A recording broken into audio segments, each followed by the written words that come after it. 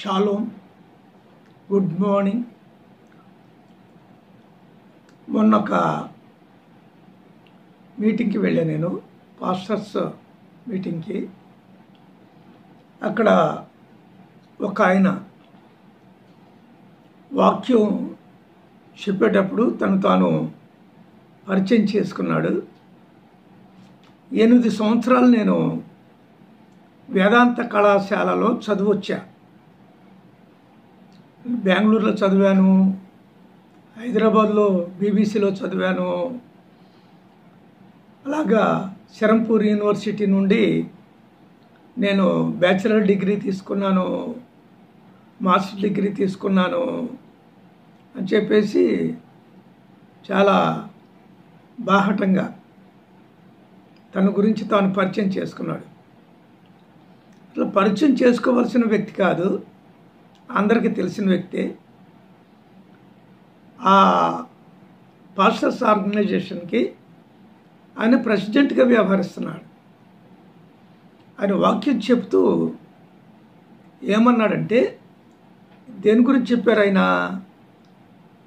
ఎలియా గురించి తీసుకున్నారు, ఎలీషా గురించి తీసుకున్నారు 2 కాలాలు. మూడవది అపోస్తల కార్యాలు 3వ అధ్యాయానికి వచ్చారు. వచ్చి పేతురు యోహానులు శృంగార దేవాలయానికి వెళ్ళారు. ఈ శృంగార దేవాలయం అనేది సొలొమోను కట్టించిన దేవాలయం అని చెప్పారు ఆయన. సొలొమోను కట్టించిన దేవాలయం. సర్లే, ప్రసంగం అయిపోయింది, కూటం అయిపోయింది. నేను ఆయనతో మాట్లాడాను, ఏమంటే శృంగార దేవాలయం ఎవరు కట్టించారు అని. సొలొమోను గారు కట్టించారండి అన్నాడు. BC 900లో సొలొమోను దేవాలయం కట్టబడింది. మనం చెప్పుకునేది క్రీస్తు శకంలో కట్టబడింది. ఇప్పుడు BCకి ADకి 900 సంవత్సరాల గ్యాప్ ఉంది కనుక అలా మీరు 8 సంవత్సరాలు మీరు వేదాంత కళాశాలలో చదివచ్చారు కనుక ఇది ఎవరు కట్టించారో చెప్తే మీకు నాకు ₹1,00,00,000 పందెం అన్న. ₹1,00,00,000 పందెం. సొలొమోను కట్టించారని మీరు అంటున్నారు, కాదని నేను అంటున్నాను. పందెం కడదాం రండి. ఇక ఆయనేమి బదులు చెప్పకుండా మెట్లు దిగి కిందకి వెళ్ళిపోయాడు. తర్వాత కొంచెం వేదాంత కళాశాలలో ఆయన చదివిన కళాశాలలో ఎవరెవరు చదివారో వాళ్ళతో కూడా మాట్లాడా. 2 పేర్లు చెప్పాడు, 2 పేర్లు వాళ్ళతో. ఒక ఆయనేమో అంటే హోస్ట్గా ఉన్నాడు, ఆయన కల్వరీ గాస్పెల్ చర్చ్. ఆయన సొలొమోను గారు అదన్నే అన్నాడు. సర్లే, నీకు తెలియదులే అన్నా నేను, నువ్వు కుర్రోడివి, నువ్వు తెలియదులే అని ఇంకొక ఆయన అడిగా. ఇంకొక ఆయన అడిగితే ఆయన అన్నారు, కరెక్ట్గా చెప్పారు ఆయన. మరి ప్రసంగం చేసినోడికి ఎందుకు తెలియలేదు అని అడిగా. నాకు తెలియదండి అన్నాడు. నేను చెప్పొచ్చేది ఏంటంటే, అంటే శృంగార దేవాలయం ఎవరు కట్టించారో కూడా నేను మీకు చెప్పాలి. క్రీస్తు పూర్వం 36 సంవత్సరంలో హేరోదు గారు పాలస్తీనా దేశానికి రాజుగా నియమించబడ్డాడు. హీరో చక్రవర్తి ద్వారా నియమించబడ్డాడు. ఆయన యూదుల కొరకు, యూదులకు దేవాలయం లేదు కనుక సొలొమోను దేవాలయం శిథిలం అయిపోయింది, జెరుబ్బాబెల్ దేవాలయం శిథిలం అయిపోయింది.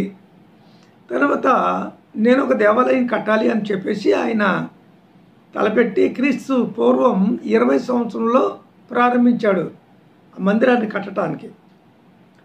అయితే క్రీస్తు శకం 26లో అది పూర్తయింది. అంటే మొత్తం 46 సంవత్సరాలు కట్టడం జరిగింది ఆ దేవాలయాన్ని. అది చాలా బ్యూటిఫుల్గా కట్టబడింది కనుక దానికి శృంగార దేవాలయం అని పేరు పెట్టడం జరిగింది. అది ఎవరు కట్టారు అంటే హేరోదు మహారాజు గారు కట్టించిన దేవాలయం.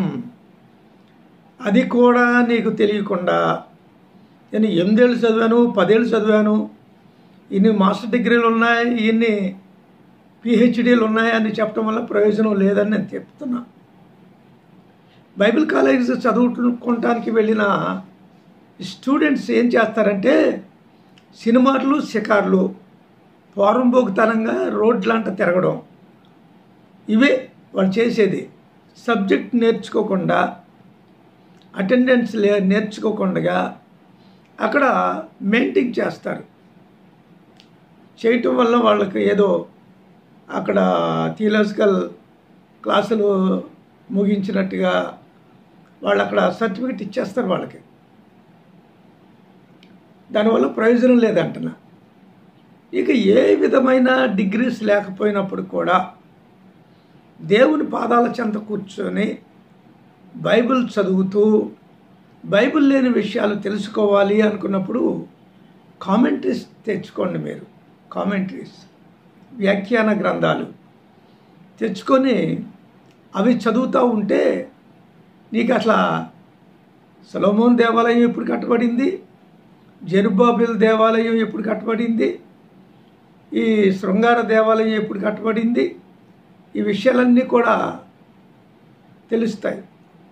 పైగా ఏలియా గారికి క్రైస్తవులకి ఏం సంబంధం అంటే ఏలియా గారి గురించి యేసుప్రభు వారు కూడా చెప్పారు.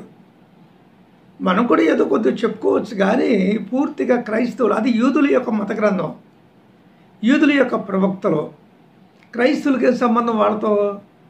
క్రీస్తుని హైలైట్ చేయాలి మనం, క్రీస్తునే మనం హైలైట్ చేయాల్సింది.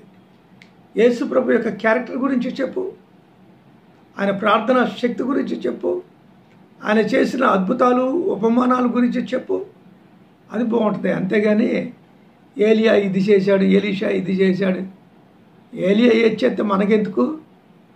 యూదులు మన ముఖాన్న ఉమ్మేస్తున్నారు, ఉమ్ముతున్నారు. అవునండి, యూదులు మన రక్షకుడిని అంగీకరించట్లేదు. వాళ్ళు అంగీకరించినప్పుడు వారి గ్రంథంలో నుంచి మనం ఎందుకు తీసుకొని ప్రజలకి బోధించాలి? తప్పు కదా అది. అందుకనే పాస్టర్స్ తెలుసుకోవాల్సింది ఏంటంటే బైబిల్ నుంచి మనం ఏం మాట్లాడాలి, ఏం మాట్లాడకూడదు. పాత నిబంధన ఎవరి గ్రంథం, కృత నిబంధన ఎవరి గ్రంథం, టోటల్గా మొత్తం క్రైస్తవ గ్రంథమేనా? క్రైస్తవ గ్రంథం అంటే యేసుక్రీస్తు చెప్పిందే. పాత నిబంధన యేసుక్రీస్తు చెప్పాడా? సువార్తలు 4 సువార్తలు మాత్రమే యేసుప్రభు చెప్పారు. తర్వాత ఈ పత్రికలు యేసుప్రభు యొక్క అనుచరులు రాసినాయి. ప్రకటన గ్రంథం కూడా, దర్శనం, విజన్, అది కూడా అపోస్తలులు రాసిందే. వీటి గురించి చెప్పాడకుండా ఏదో చెప్తే దానివల్ల ప్రయోజనం ఏంటని నేను పాస్టర్స్ని అడుగుతున్నా. గట్టిగా వార్నింగ్ ఇస్తున్నా నేను, గట్టి వార్నింగ్. లేకపోతే మీ పరువు తీసేసి ఎండగట్టేస్తాను మిమ్మల్ని. నేర్చుకోండి, మోకరించండి, ప్రార్థన చేయండి, దేవునితో సహవాసం కలిగి ఉండండి, వ్యభిచారాన్ని మానేయండి, తిండిపోతనం మానేయండి, కలెక్టింగ్ ఉన్న చూడు దశమ భాగాలు, కానుకలు అంటాం కూడా మానేయండి. అవి యూదుల కొరకు, లేవి యాజకుల కొరకు రాయబడ్డాయి. ఇవన్నీ దశమ భాగాలు, కానుకలు. నీకు కృత నిబంధనలో వాటి గురించి యేసు ప్రభు చెప్పలేదు. పౌలు గారు చెప్పారంటే నీ దౌర్భాగ్య స్థితిని బట్టి నువ్వు ఒక బెగ్రం అని చెప్పేసేసి ఏదో ఆయన జాలితో కొన్ని మాటలు చెప్పాడు. అని బాబు చచ్చిపోతారు వాళ్ళు, వాళ్ళకి మీరు సహాయం చేయండి అన్నారు. కానీ ఇవాళ జరుగుతుంది ఏంటి అంటే దోపిడీ. కనుక ఈ దోపిడీ విధానాన్ని మార్చుకొని దేవుని యొక్క పాదాల చెంత గడపాలి. ఏంటో చెవులు ఇట్ట పెట్టుకుంటున్నారండి ఈ మధ్య. చెవులు పెడుతుంటే ఇట్ట ఏలాడుతున్నాయి, ఇట్టగా ఏలాడుతూ ఉంటాయి మిగిలినప్పుడు. ఆ మోటార్ సైకిల్ మీద వెళ్తూ ఉంటారు. తర్వాత ఏంటంటే పిచ్చగా వ్యవహరిస్తూ ఉంటారు. ఈ పిచ్చ మాటలు పిచ్చ పనులు మానేయండి. దైవభక్తి కలిగిన వారి వలె ప్రవర్తించండి. అది మీకు మేలు అని, మీ కుటుంబానికి కూడా ఆశీర్వాదం అని తెలియజేస్తూ ఈ నా మాటలు ముగిస్తున్నాను. షాలోమ్.